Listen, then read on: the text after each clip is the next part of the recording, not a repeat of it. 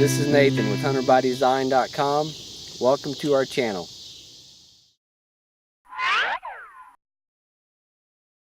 Hello, this is Nathan with HunterByDesign.com, and today we're working up some food plots. We're up here in North Missouri, and this is a kind of show you a little bit of step by step the whole process.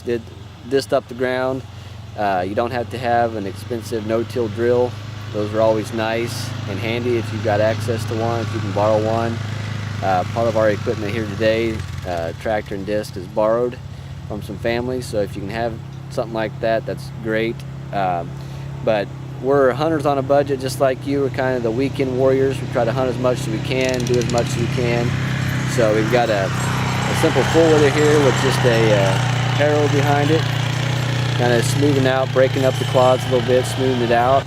Just mix your seed, hand seed it, do whatever works best for you. And where we're at in the time of year, we're planting kind of late. We kind of got a late start on everything, so we're doing a mixture of some oats and chicory. We actually weren't going to do the oats at this time of the year, but it actually came pre-mixed, and so we had to do that. We're doing some of the white clover, and then we're also doing a few turnips back here. We're also a little bit late for those as well, actually, but not too bad. And then we got some winter wheat that we're sowing heavy winter wheat. That's going to be our best bet, sowing at this time of year and be a food source. I've had a lot of requests starting out here just about asking about shooting your bow and getting stuff ready that way, and a lot of requests about what my bow is. I shoot a Bowtech.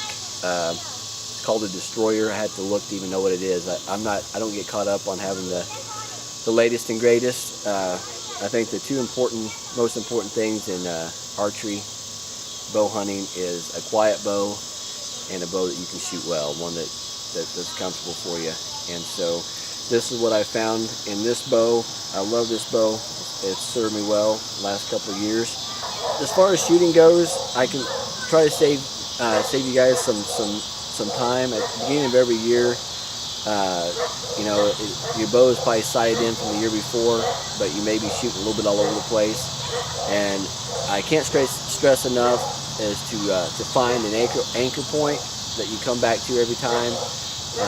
This is something I've struggled with in the past, where I will shoot a group, real tight group, right on. The next night I may be 3 inches to the right or 3 inches to the left, and I'll be switching my sights around, and I realize that I go back out the next night, I'm shooting the other way. And so what I figured out is you've got to find a place on your cheekbone or on your jawbone or somewhere that's comfortable, that you can come back to every time. Maybe put your nose on the string before you release, and so you're doing the uniform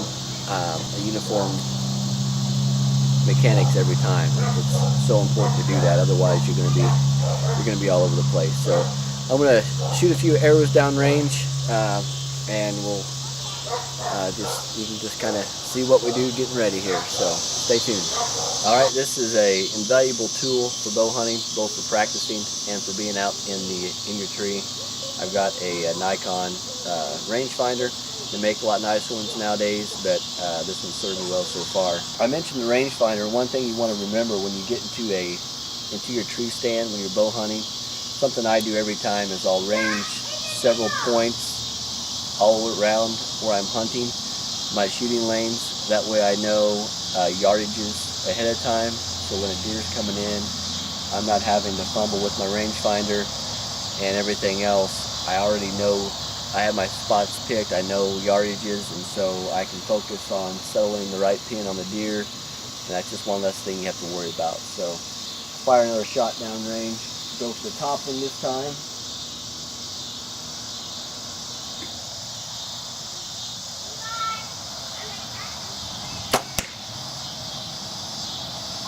All right, that's close enough. So I'll scoot back and do some more ranges here, but this is important preseason work.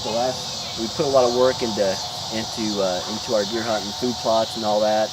The last thing you want to do is go out there and wound a deer, and so I think we've all been there. But as much as this as we can put in and get those muscles worked out and back in shape, the better you're going to be up in your tree this year. So this next week we'll be showing some pictures we're getting from some of our game cameras. So we're getting pretty excited about the season. So stay tuned, see how things go. Thanks for watching.